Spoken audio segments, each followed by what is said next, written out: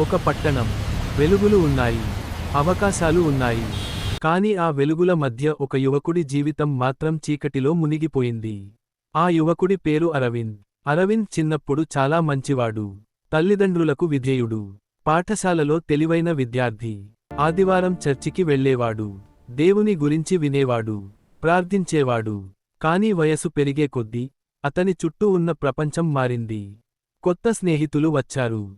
కొత్త అలవాట్లు మొదలయ్యాయి. మొదట చిన్న అబద్ధం, తర్వాత చిన్న తప్పు. ఇది పెద్ద విషయానికి కాదు అని తన మనసును తానే ఒప్పించుకున్నాడు. పాపం ఎప్పుడూ పెద్దదిగా మొదలవదు.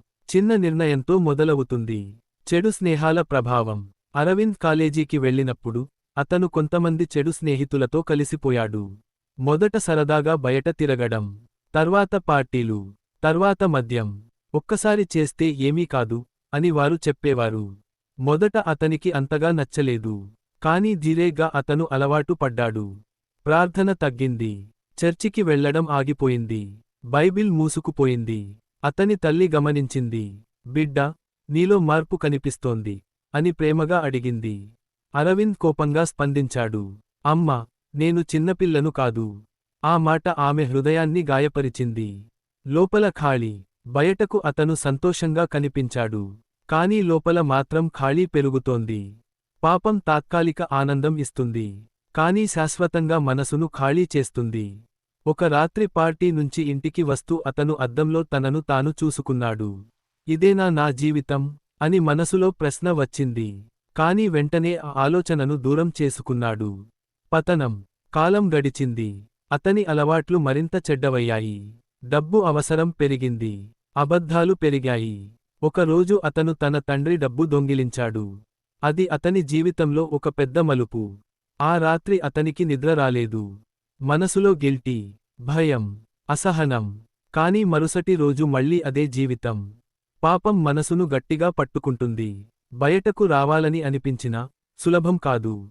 ఒక ప్రమాదం. ఒక రాత్రి అతను మద్యం తాగి బైక్ నడుపుతున్నాడు.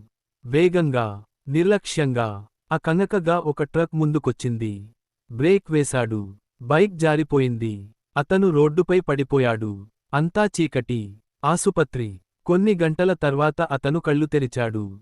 ఆసుపత్రి గది. పక్కన అతని తల్లి కన్నీళ్లతో కూర్చుంది. డాక్టర్ అన్నాడు, ఇది పెద్ద ప్రమాదం. దేవుడి కృప వల్ల ప్రాణం దక్కింది. ఆ మాట అతని హృదయాన్ని తాకింది.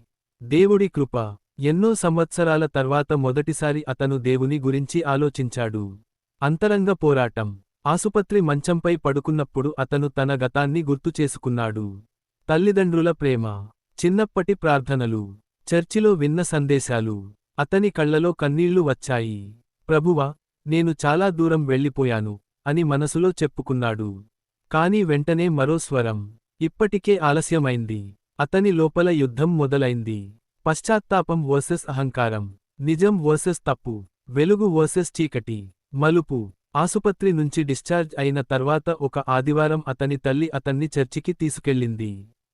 అతను వెనుక బెంచ్లో కూర్చున్నాడు, తల వంచి. ఆ రోజు ప్రసంగం విషయానికి. తప్పిపోయిన కుమారుడు తిరిగి వచ్చినప్పుడు తండ్రి ప్రేమ. అరవింద్ గుండె బలంగా కొట్టుకుంది. అతనికి అనిపించింది, ఇది నాకోసమే మాట్లాడుతున్నారా? ప్రసంగం చివర ఇలా చెప్పారు, నువ్వెంత దూరం వెళ్ళినా దేవుని కృప నిన్ను చేరుతుంది. ఆ మాట అతని హృదయాన్ని విరగగొట్టింది. అతను ఏడ్చాడు. నిర్ణయం. ఆ రోజు అతను ఒక నిర్ణయం తీసుకున్నాడు. ఇకపై నేను మారాలి. పాపాన్ని విడిచిపెట్టాలి. దేవుని వైపు తిరగాలి. కాని మార్పు ఒక రోజులో జరగదు. అది ఒక ప్రయాణం. అరవింద్ ముందున్నది ఒక కొత్త పోరాటం. ఇక్కడ నుంచి కథ అసలు మార్పు, పోరాటం, తిరుగుబాటు, విముక్తి, దేవుని కృప, సాక్ష్యం వైపు వెళ్తుంది.